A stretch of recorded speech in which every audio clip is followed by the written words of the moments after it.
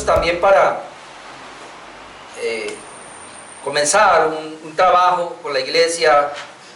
Surgió hace como 2 meses en Tuluá la idea y entonces vi la necesidad de involucrar a los hermanos de Cali, que tiene que ver con el GEBC, que ya le pusimos el nombre, GEBC. Ya hasta tenemos un grupo de WhatsApp, los hermanos que ya ingresaron, se llama Grupos de Estudio Bíblico en Casa, para el nuevo año. Es una manera, hermanos, de nosotros poder evangelizar, de cumplir la misión, de poder llevar el evangelio a otros lugares, dado que el Señor nos envió, Él dijo que fuéramos, por tanto ir, ¿verdad?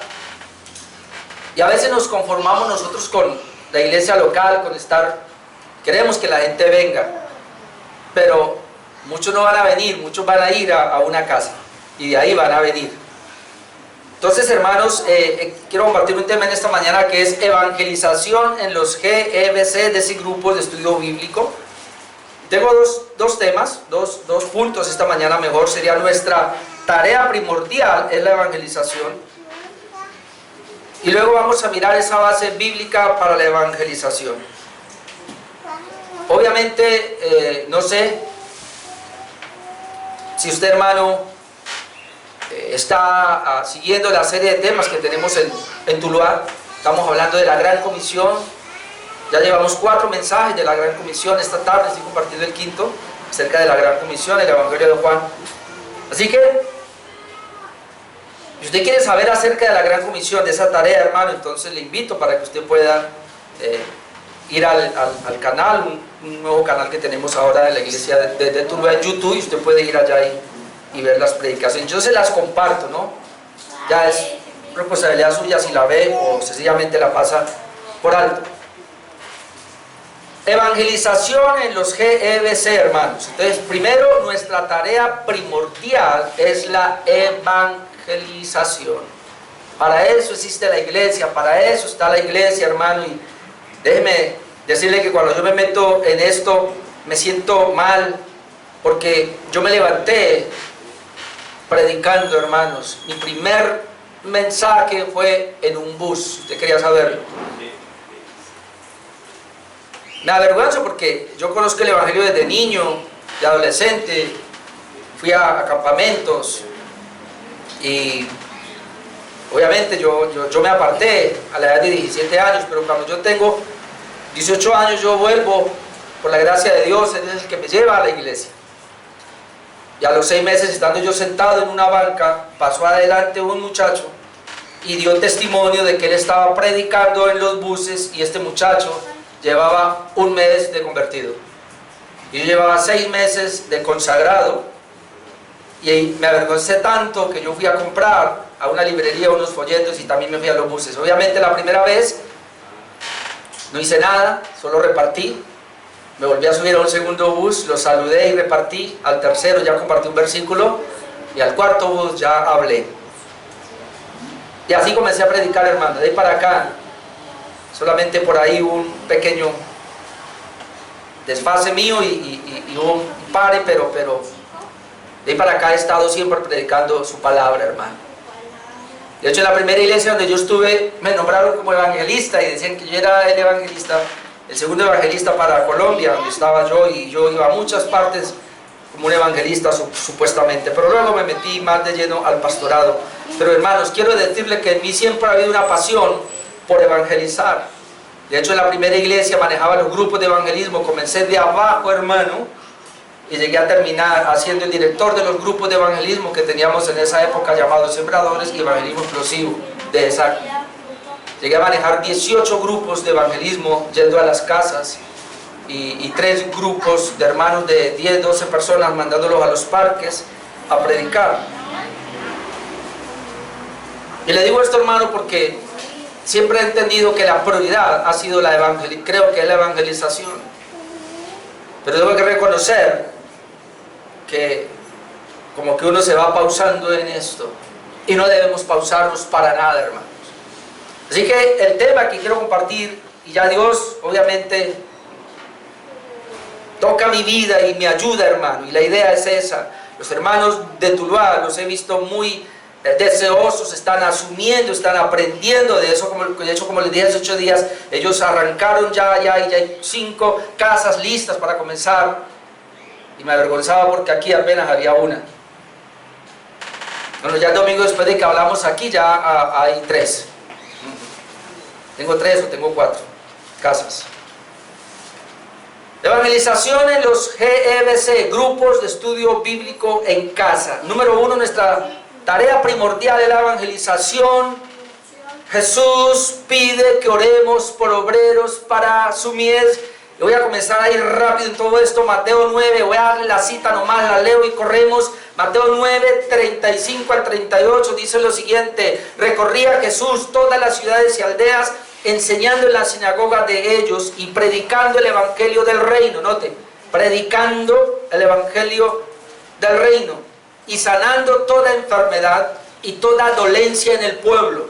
Ahora dice, al ver las multitudes, tuvo compasión de ellas porque estaban desamparadas y dispersas como ovejas que no tienen pastor. Así las vio. Entonces dijo a sus discípulos: a la verdad la mies es mucha, mas los obreros pocos. Cuando el Señor ve tantas multitudes desamparadas, dice: a la verdad la mies es mucha, mas los obreros pocos. Luego le dice a los discípulos: rogad pues al Señor de la mies que envíe obreros a su mies.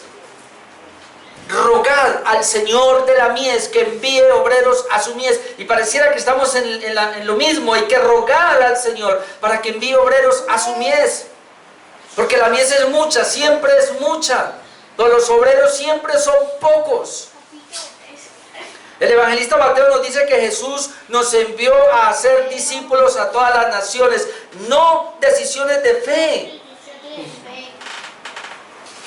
Dice en Mateo 28, 18 al 20, y Jesús se acercó y les habló diciendo: toda potestad me es dada en el cielo y en la tierra, por tanto, id y hacer discípulos a todas las naciones, bautizándoles en el nombre del Padre, del Hijo, del Espíritu Santo, enseñándoles, esa es parte del discipulado, que guarden todas las cosas que os he mandado, y aquí yo estoy con vosotros todos los días hasta el fin del mundo. En la comisión, en la gran comisión, siempre hay una promesa de que el Señor va a estar con nosotros, pero en Mateo el énfasis es ir y hacer discípulos, no que esperemos a que vengan a hacerlos, sino que vayamos a hacer discípulos.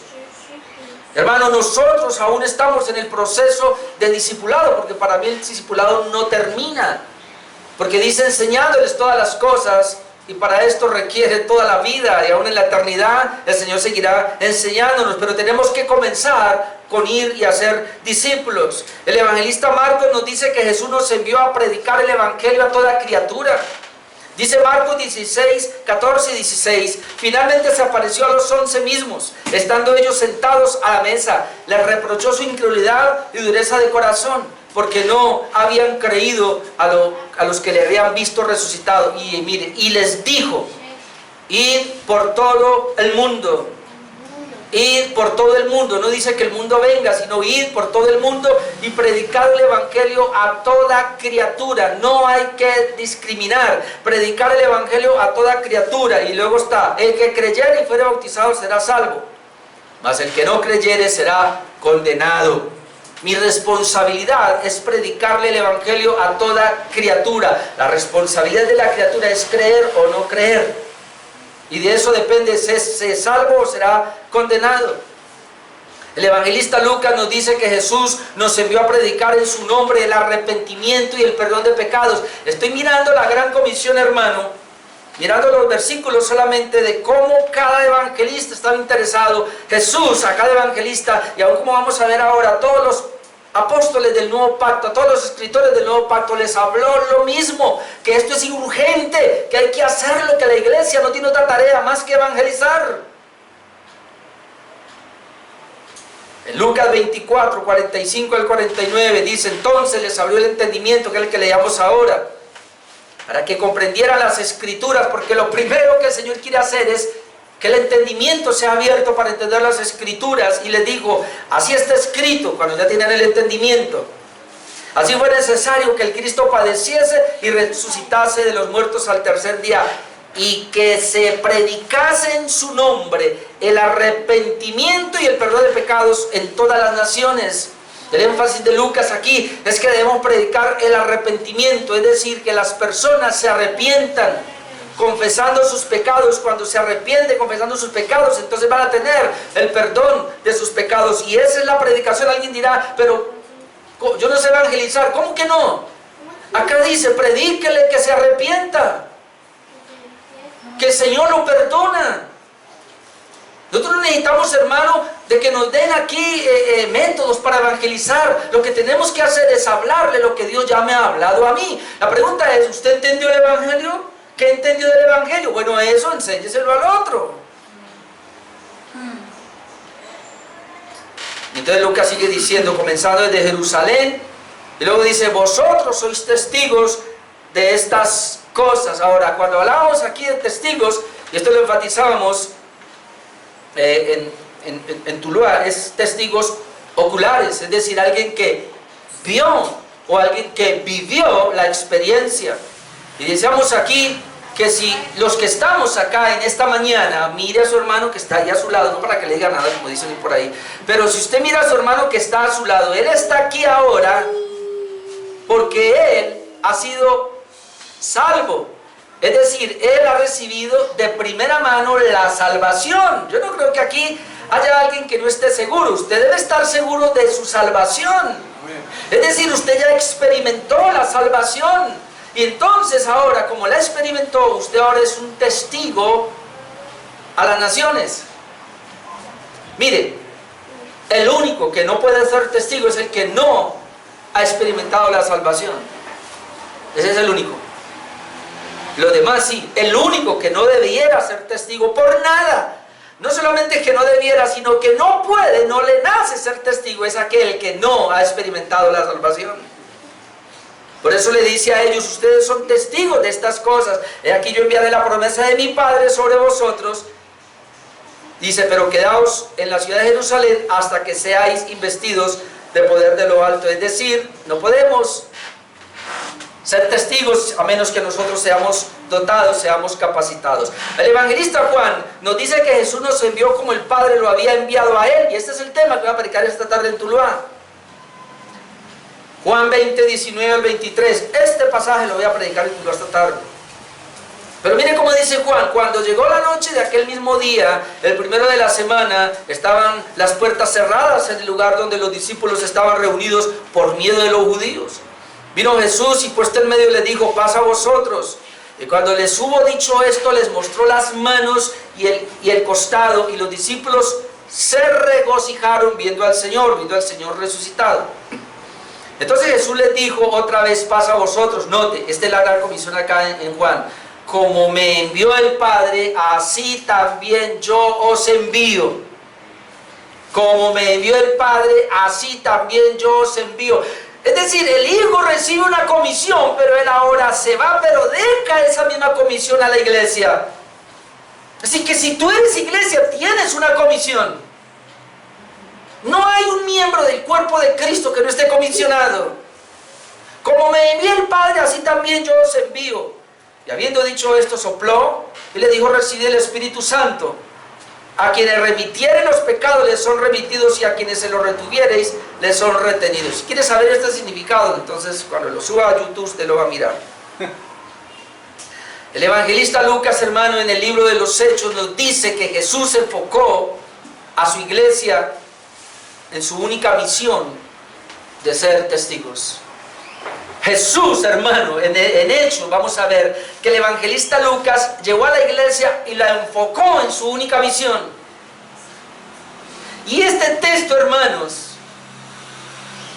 creo que lo va a predicar el hermano Oscar en Tuluá, y este texto es clave, porque la iglesia siempre se ha desenfocado. La iglesia ha querido hacer muchas cosas. De hecho, aquí han venido hermanos. Hoy no lo digo por el hermano Jackson solamente, no, pero otros también. Pero me han venido aquí y me han dicho, pastor, ¿por qué no hacemos allá un comedor? ¿Por qué no hacemos allá una fundación? ¿Por qué no hacemos allá un centro de rehabilitación? ¿Por qué no hacemos acá un campo para jóvenes, aquí para matrimonios y todo eso, hermano? Y muchas iglesias están en eso.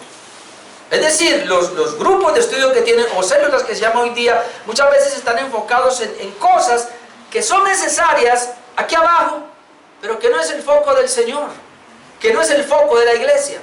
Ahora miren que me gusta esto porque en Hechos 1, 6 al 8, note que es lo mismo porque pareciera que todos, como que nos vamos por ahí, y yo hermano me he desenfocado más de una vez. Hechos 1, 6 dice: entonces los que se habían reunido le preguntaron diciendo: Señor, ¿restaurarás el reino de Israel en este tiempo? ¿Cuál era la mentalidad de esos discípulos salvos? Los discípulos y los apóstoles: Señor, ¿restaurarás el reino de Israel ahora? Ellos querían que el Señor restaurara físicamente el reino para Israel. Y les dijo: miren lo que les dice el Señor: no os toca a vosotros saber los tiempos y las sazones que el Padre puso en su sola potestad. No les toca a ustedes saber.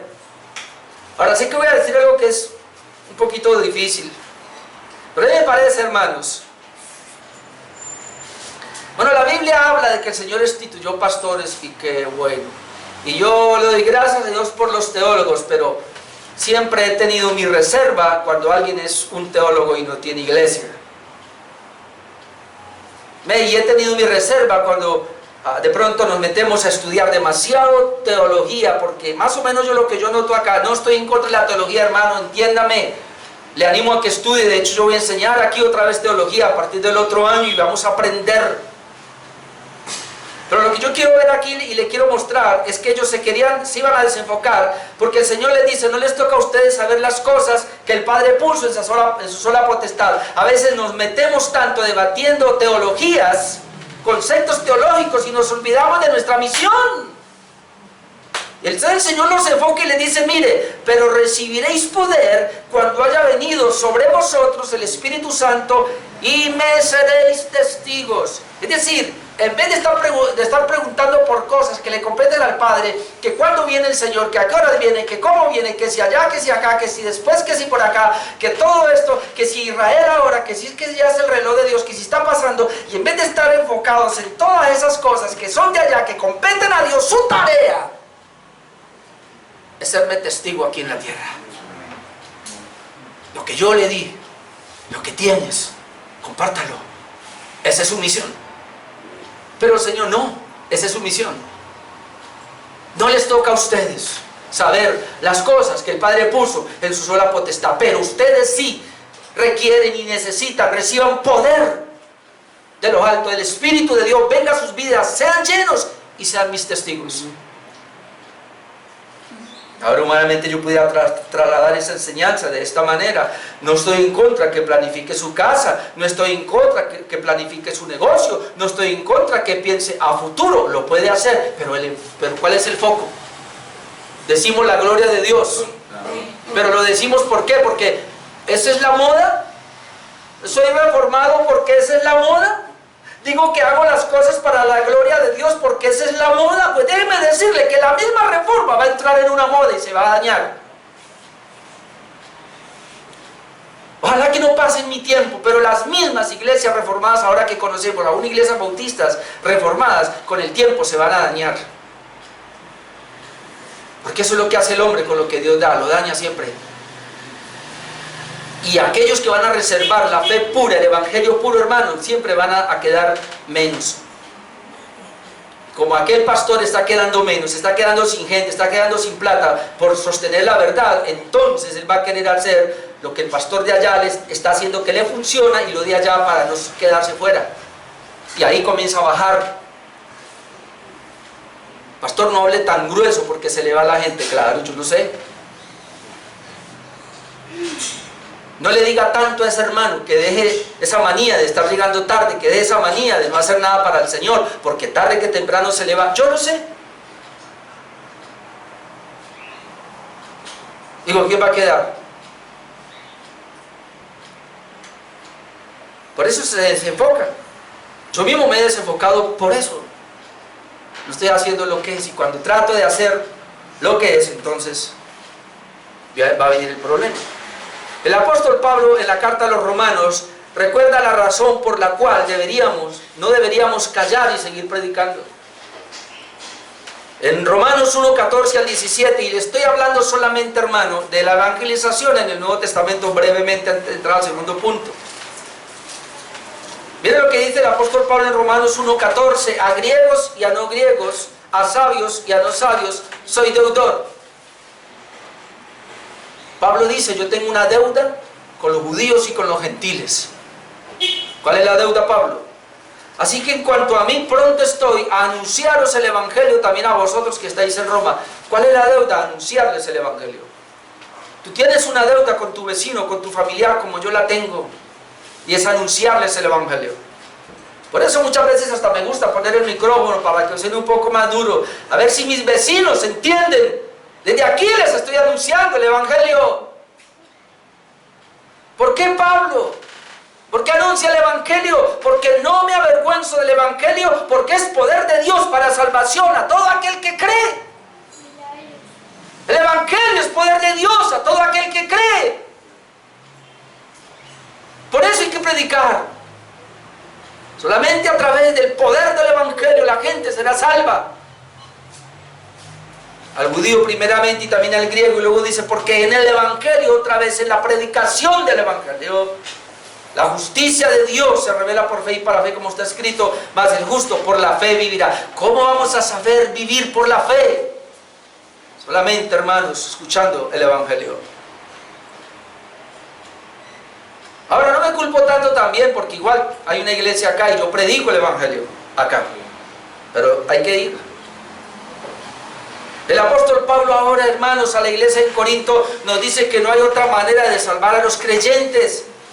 Primera de Corintios 1:21, usted puede leer todo el contexto, pero Primera de Corintios 1:21, mi énfasis, él dice, pues ya que en la sabiduría de Dios el mundo no conoció a Dios, mediante la sabiduría agradó a Dios salvar a los creyentes por la locura de la predicación. No hay otra manera. ¿Cómo se va a salvar a los creyentes? Por la locura de la predicación. ¿Y qué es predicar? Hablar a impulsos de Dios.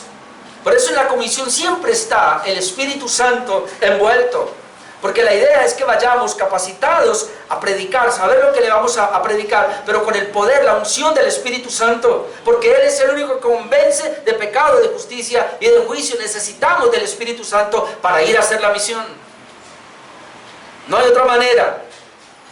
Dice que le agradó a Dios salvar a los creyentes por la locura de la predicación. Es decir, no es con filosofía, no es con sabiduría de hombre, no es con psicologías de hombre, no es con estrategias. Mire, yo no estoy pensando en que los grupos de estudio bíblico nos van a dar la estrategia para el crecimiento. No, es porque yo estoy pensando que ese grupo allá le va a dar la oportunidad para que aquí otros de allí cerquita puedan venir. Además, para que los hermanos que viven cerca vayan allí también y lleven gente. Y acá hay otro grupo, y acá hay otro grupo, y ¡qué bueno! Ya cuando en Tuluá me dicen, ya de una vez tengo 5 en la primera reunión que tuvimos, mañana vamos a tener la segunda. Los que están inscritos ya saben por qué. Los que no están inscritos es porque no están interesados en este plan. No hay ningún problema, siga así. Mañana tenemos nuestra segunda reunión, pero en la primera reunión ya habían 5. Y yo dije, ¡oh! ¿Y sabe? Un hermano que vive en Andalucía, y yo inmediatamente pienso, arrancan en Andalucía una iglesia futura. Me dice un hermano, el hermano Mauricio, que él vive en Presidente, pero él se va a vivir a Buga. Me dice, para enero estoy en Buga, arrancamos en Buga. Yo digo, arrancamos en Buga, una futura iglesia en Buga. ¿Ve? Y 3 hermanos en Tuluá, uno allá, otro acá y otro por acá, ahí también. Y hay hermanos con potencial allá, y le digo, a futuro hermano, una iglesia ahí. Y aquí también, hermanos, aquí también. ¿Usted cree? Yo no soy de los que piensen que la única iglesia aquí en Cali tiene que ser esta. El hermano Jason ya arrancó. Y comenzamos a ver cuando el hermano Jason tenga 15, 20 personas, ¡prum! Una iglesia. Y otro hermano arrancó por allá, quisiera el Instituto de Agua Blanca, no sé, alguien de allá. Alguien que levante la mano allá y diga, aquí, arrancamos ahí. Y cuando ya den unas 20 personas y uno vea que hay infidelidad allí, y ¡pum! Una iglesia, hermano. ¿Por qué no? A mí me gusta descentralizar.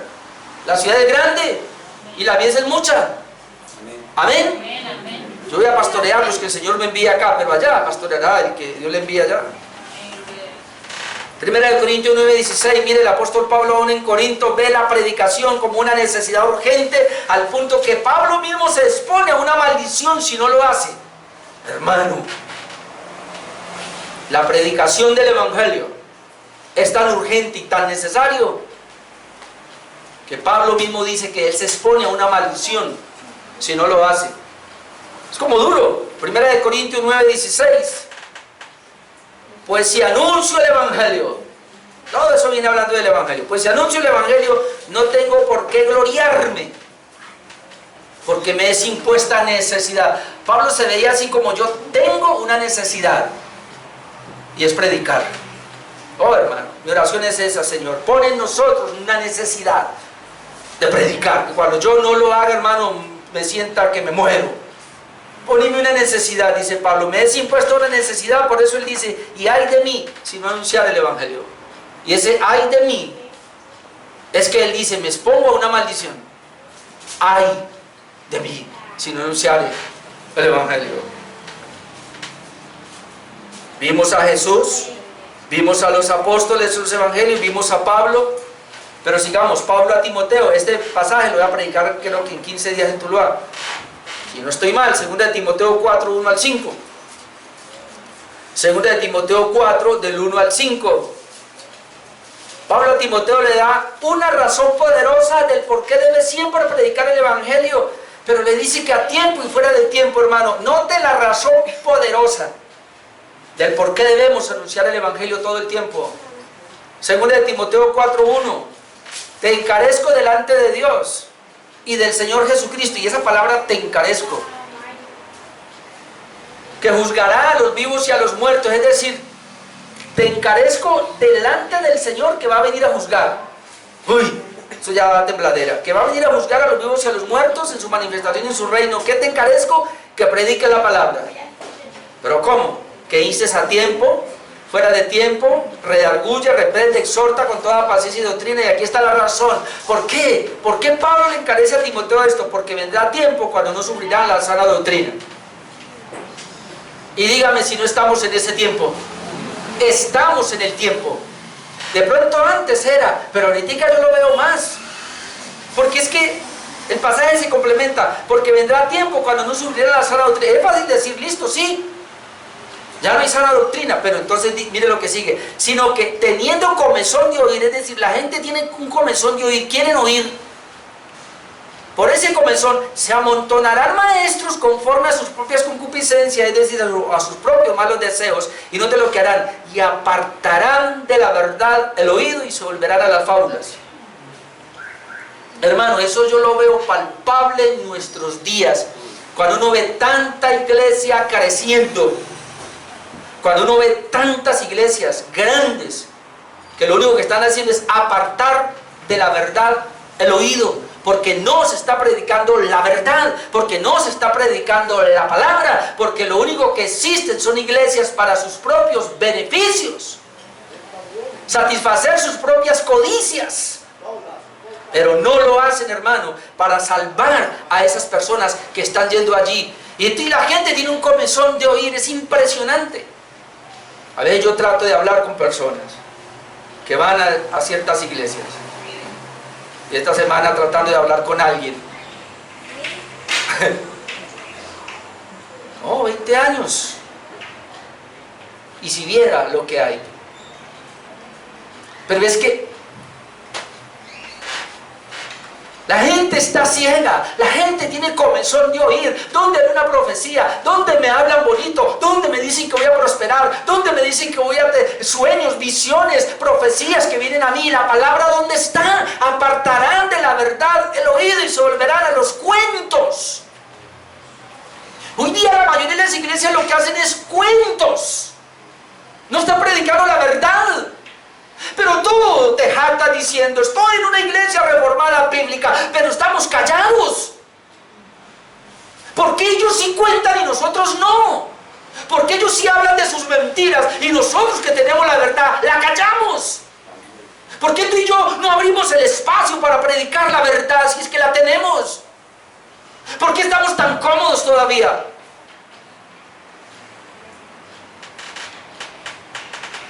Oh, qué pena abrir una casa.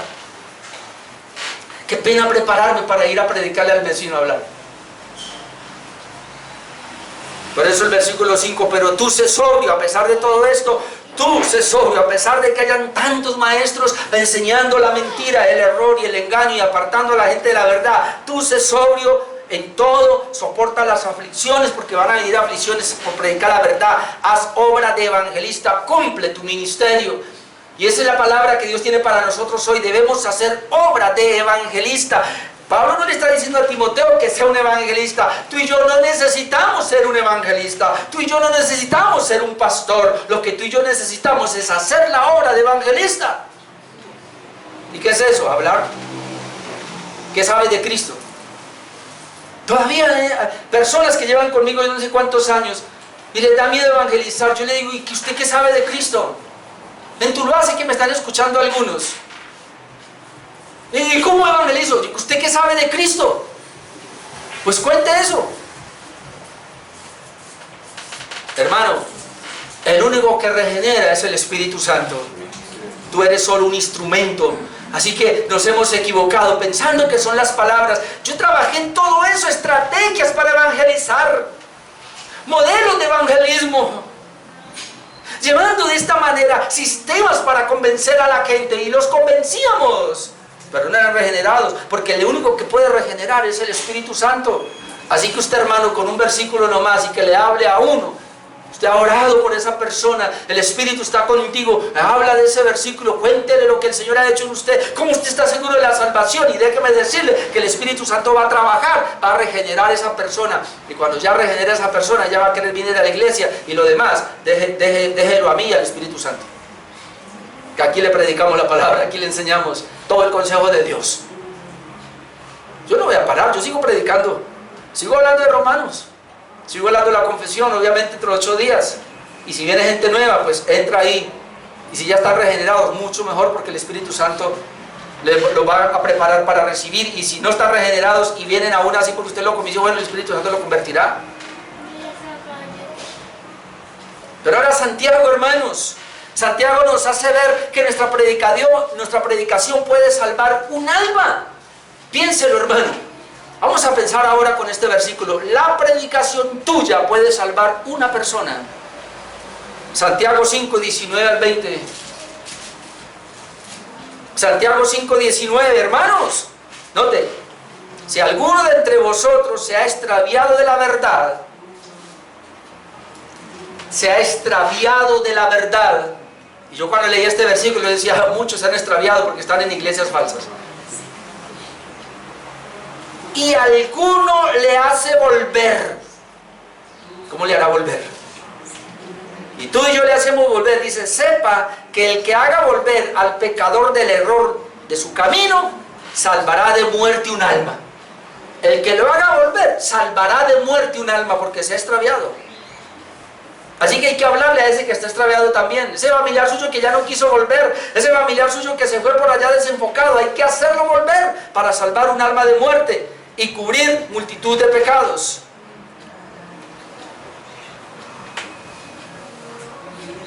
El apóstol Pedro nos dice que fuimos trasladados de las tinieblas a la luz admirable para que anunciemos esas virtudes. Primera de Pedro 2:9, texto muy conocido. Y nos encanta lo que es ese versículo, dice, mas vosotros sois linaje escogido. Amén, decimos. Somos real sacerdocio. Amén, Señor. ¿Sí es verdad? Somos nación santa. Amén, gloria a Dios. ¿Eso es verdad? Somos pueblo adquirido por Dios. Amén. Sí, Señor. ¿Pero para qué? ¿Para qué? Para que sigamos cantando. Hay que hacerlo, hermano. Yo no estoy diciendo que no. Vamos a seguir haciéndole cultos al Señor. Para que sigamos aprendiendo aquí, hermano, hasta que nos salga el conocimiento por todo lado. Yo no estoy diciendo que no. Claro que sí, hermano. Vamos a hacerlo. ¿Pero para qué? Para que anunciéis las virtudes de aquel que os llamó de las tinieblas a su luz admirable. Las virtudes, para que anunciemos las virtudes de Dios. ¿Quién es Dios? Por eso necesitamos conocer sus atributos, conocer quién es Dios y cuál es la obra de Dios. Cuando conocemos eso, ahora yo ¿qué tengo que hacer? Debo anunciarlo, proclamarlo, predicarlo, anunciar esas virtudes, hablarle a aquel que no las conoce. ¿Y dónde? Pues ¿dónde estoy? ¿Con quién estoy?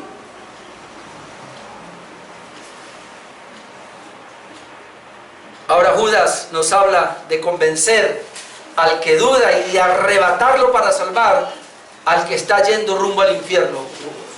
A mí Judas me hace pensar, Judas 22, 23, un solo capítulo. Judas 1, 22, 23, mire lo que dice: y algunos que dudan, convencerlos. Es decir, vamos a encontrar gente que va a dudar. ¿Y qué nos toca hacerlo? Convencerlo. ¿Y cómo? Órele al Señor que le dé el convencimiento y hágalo con la palabra. Si está dudando, ¿qué hay que hacer? Convencerlo. Hermano, aproveche entonces ahora. Yo sé que usted tiene muchos amigos por ahí o familiares que no quieren ir a la iglesia, pero yo estoy seguro que a ese grupo sí quisieran ir. Ese grupo de estudio bíblico en casa quisieran ir. Lo va a convencer, lo va a llevar. Convénzalo. ¿Y a otros qué? Salvar, arrebatándolos del fuego. A ver, no sé si usted ha pensado en eso. Señor me dice a mí que yo debo a otros salvar, y es mi responsabilidad arrebatándolo del fuego. ¿Y cómo yo? Es decir, cuando usted y yo le compartimos el evangelio a una persona, lo que estamos haciendo es arrebatarla del fuego. ¿Y por qué del fuego, hermano? Porque la ira de Dios está encima de los impíos, y porque ellos, si mueren, se van al infierno. Es decir, los impíos van de capa caída al infierno. Hermano, ojalá viéramos así a los inconversos. Tú y yo, hermanos, que somos salvos, vamos hacia la gloria.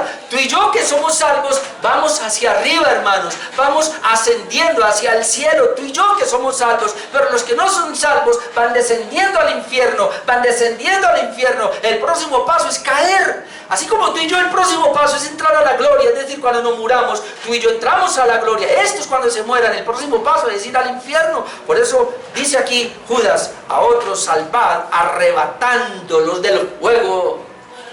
En otras palabras, ya se están quemando. Es que el problema es que no vemos a las personas así. Como yo oraba ahora, el problema es que a veces pensamos que el vecino no se va a morir todavía. Y yo esta mañana que estaba orando a mi Señor, yo no sé por qué me acordé de mi adolescencia. Y por lo menos en mi mente tengo 3 amigos míos que eran adolescentes, íbamos a estudiar juntos y que ahora han muerto. Uno murió como de 27, otro murió como de 30, algo así. Hasta tengo un primo que murió de 39 años. Usted no sabe, mi hermano. Usted no sabe, yo no sé cuándo van a caer al fuego si no se arrepienten. Y de otros tened misericordia con temor, aborreciendo aún la ropa contaminada. Ahora, para terminar este primer punto, Jesús nos dijo que una vez que se predique este evangelio, entonces será el fin. Mateo 24:14. Mateo 24:14. Y será predicado este evangelio del reino en todo el mundo para testimonio a todas las naciones, y entonces vendrá el fin. Hermano, tú y yo amamos la venida del Señor. Amén. Amén. Porque la iglesia ama la venida del Señor. Tú y yo podemos decir: Señor, ven. Pero el asunto es que Él no va a venir hasta que el evangelio no sea predicado hasta el último de los que se va a convertir. Por eso dice: será predicado este evangelio del reino en todo el mundo para testimonio de ellos, y entonces vendrá el fin. Después de ver entonces todo esto, hermanos, que la Biblia nos habla, y eso que dejé muchos versículos por cuestión del tiempo, pero uno puede ver acá cómo la Biblia, todo el Nuevo Testamento nos habla de evangelismo, y que la iglesia es la tarea, y que eso es lo que debe de hacer. Se prepara mejor para hacerlo, para predicar, aprende mejor para evangelizar, y que esto no es cuestión del pastor o de unos cuantos en la iglesia, sino que de cada uno de los miembros de la iglesia. Entonces, ahora sí, brevemente, mi punto número 2, evangelización en los GFC, es decir, grupos de estudio bíblico en las casas. Vamos a mirar la base bíblica para esto. Y la base bíblica, hermanos, aunque hay muchos pasajes, creo que tengo solo 4 o 5. El primer pasaje, y que nos apoya, porque lo que vamos a hacer tiene que ser bíblico, lo encontramos que en el templo y en las casas predicaban el evangelio. Mira lo que dice Hechos 5:42, así comenzó la iglesia. En Hechos 5:42 leemos: y todos los días, Hechos 5:42 viene en contexto de que los apóstoles habían sido amenazados de predicar el evangelio y que no predicaran más, y aún así, mire cómo dice la Biblia, y todos los días. ¿Cuándo? Todos los días. Qué vergüenza para nosotros. Y todos los días en el templo y por las casas. En el templo y por las casas no cesaban de enseñar y predicar a Jesucristo. Amén. Todos los días en el templo y por las casas. Nosotros aquí 2 días y muchos ni vienen.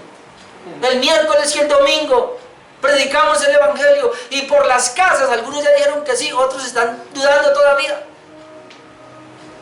Pero eso está en la Biblia. Los grupos de estudio bíblico en las casas están en la palabra. Por eso yo no voy a comenzar no es que células, yo no estoy hablando ni que los hermanos quitémosle el nombre de células, está bien, no hay problema.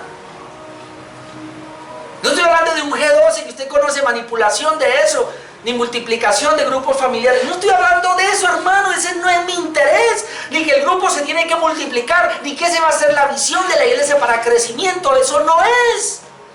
Yo estoy pensando en que tú y yo vamos a predicarle en las casas a los vecinos, a aquellos que el Señor nos va a poner, porque hay almas que hay que salvar. Amén.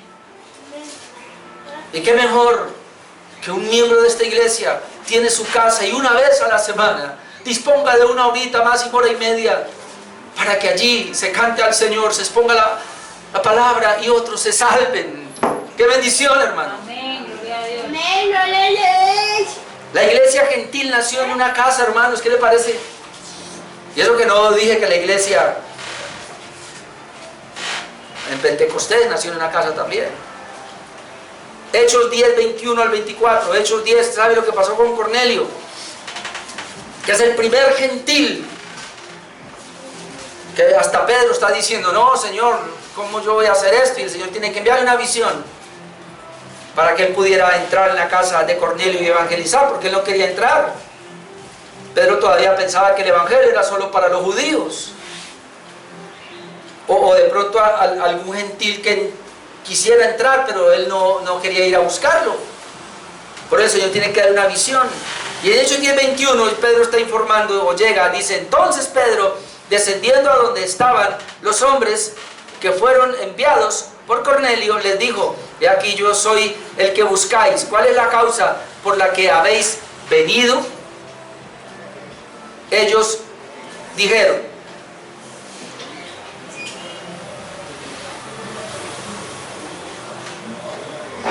¿qué pasó ahí? No, sí, eso hay que cortarlo. Si no traen el refrigerio antes, no. Versículo 22. Ellos dijeron, Cornelio el centurión, varón justo y temeroso de Dios y que tiene buen testimonio en toda la nación de los judíos, ha recibido instrucciones de un santo ángel de hacerte venir, note, a su casa para oír tus palabras. Pedro quedó como así, sí.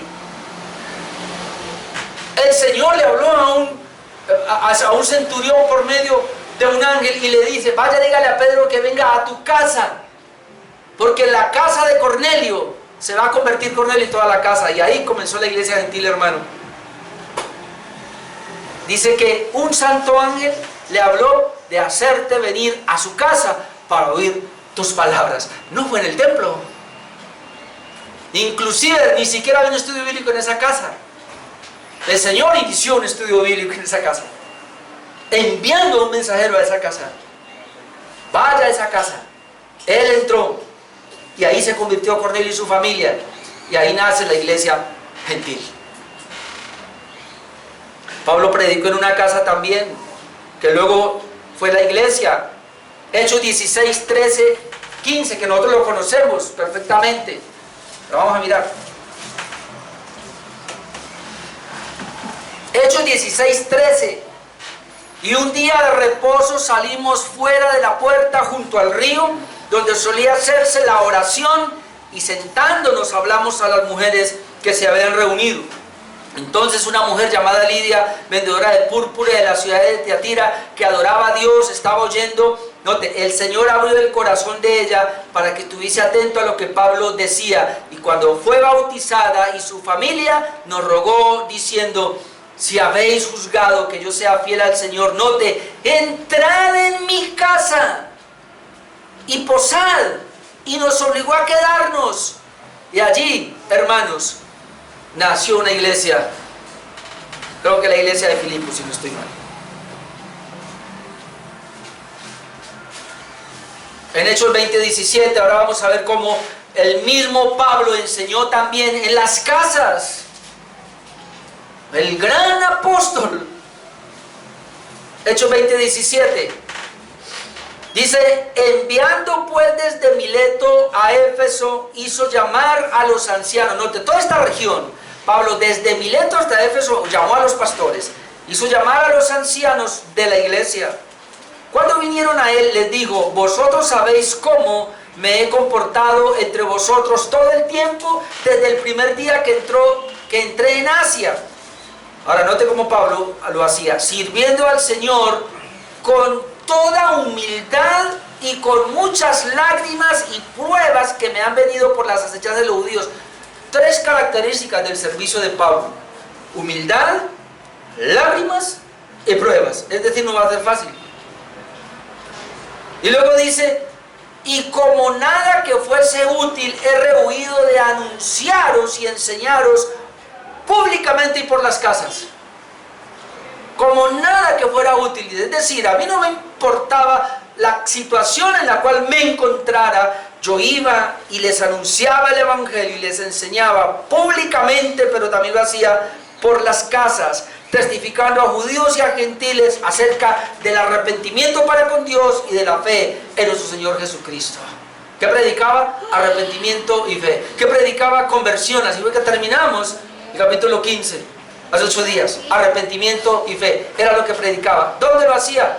Públicamente. ¿Y dónde más? Y por las casas. Y no he rehuido de anunciaros el consejo de Dios, de enseñarles el consejo. Alguien me preguntaba en Tuluá y decía: bueno, hermano, y las células, o mejor los grupos de estudio bíblico no son solo para nuevos, no es para evangelizar. Y las dos cosas. Buscamos edificar a los hermanos que asistan, pero también evangelizar, dar la oportunidad para evangelizar. Hay que por las casas vamos a enseñar también el consejo de Dios.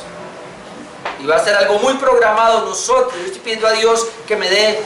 Ya estamos trabajando, de hecho el hermano Oscar me está ayudando en eso. En Tuluá vamos a sacar unas cartillas, unos módulos. Digamos, el primer módulo va con unas 10 lecciones y todo vamos a estar estudiando la misma lección. Entonces es algo que usted va a inventar, ¿no? Estamos, por eso estoy pidiendo todo este tiempo, porque estamos trabajando en esto, hermano. Y el tema que vamos a llevar, muy posiblemente arrancamos con los atributos de Dios. Es decir, aquí no vamos solamente a dar el ABC, que porque es para gente nueva. Aquí, hermano, usted va allá y va a aprender. Porque así lo hacía el apóstol Pablo. ¿Y cómo terminó el apóstol Pablo y cómo termino yo hoy? Hechos 20, 28, 30, 31. ¿Cómo terminó el apóstol Pablo su ministerio?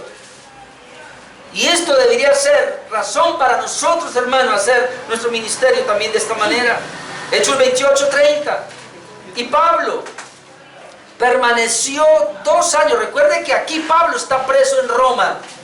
Y vivió 2 años ahí, pero y luego después de eso murió. Pablo permaneció 2 años enteros en una casa alquilada. Por eso tenemos esta casa alquilada. Y recibía a todos los que a él venían. Pero ¿para qué lo recibía? Predicando el reino de Dios y enseñando acerca del Señor Jesucristo abiertamente y sin impedimento. Así termina el libro de los Hechos.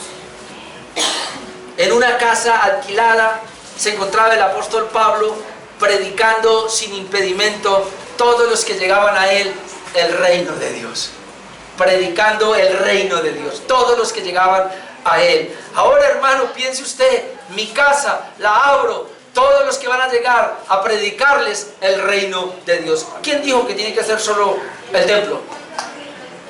Nosotros amamos la reunión y yo no estoy en contra de eso. El día del Señor al templo y vamos a hacer nuestro culto y nos vamos a edificar, y entre semana una reunión porque es necesaria y lo vamos a hacer. Tal vez es la cultura nuestra, porque en este tiempo todos los días estaban en el templo, y en la mañana y en la tarde y en la noche, no hay problema. Por eso algunas iglesias por ahí tienen todos los días abiertos y hay gente. Yo cuando voy con mi esposa por la mañana, aquí por la octava hay unas iglesias abiertas y uno ve gente, 70, 80, 100 personas, 300 personas, y mi esposa me decía esta semana, ¿y esa gente no trabaja o qué? Pues estaban ahí. Ahora, ¿qué es lo más triste, hermano? Que están errados, pero están ahí. Y tú y yo tenemos la verdad, pero no estamos ahí.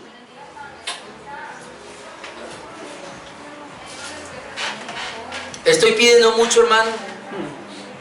Mi oración es, vamos a seguir sosteniendo las 2 reuniones aquí, en el templo, pero vamos a abrir una, y no en todas, yo sé que no en todas, pero por lo menos comencemos con unas 3 en las casas. Y le voy a orar y vamos a orar, porque esa es la idea. Todos estos tienen que estar cubiertos en oración, para que el Señor nos permita, en ese barrio donde arranca, que vengan personas y sean salvos. Y Señor, mi anhelo es ver con el tiempo personas que uno pueda bautizar, o que pueda recibir como miembros porque conocieron al Señor, o por lo menos lo rescatamos de esas religiosidades que hay por allá y vinieron en una casa. Amén. ¿Qué tenemos que hacer entonces? Orar por este plan de trabajo para el nuevo año. Por eso lo he expuesto y ya está claro. Si usted, porque yo ya hice un grupo, se llama el GEBC, Grupo de Estudio Bíblico en Casa. Si usted no está en ese grupo es porque usted no me ha dicho que quiere estar. No tiene todavía el tiempo para que me hable en este día y mañana si quiere estar. Alguien me decía, pero no sé, yo lo que quiero es su deseo, que después el Señor se encarga de prepararlo y nosotros allí trabajaremos y diremos las pautas y todo. Entonces no es algo a la loca, estamos planeándolo. Por eso estamos planeando comenzar a mediados o máximo la 3ª semana de enero. Es decir, hay 2 meses por delante todavía. Así que usted verá, hermano, oremos por eso.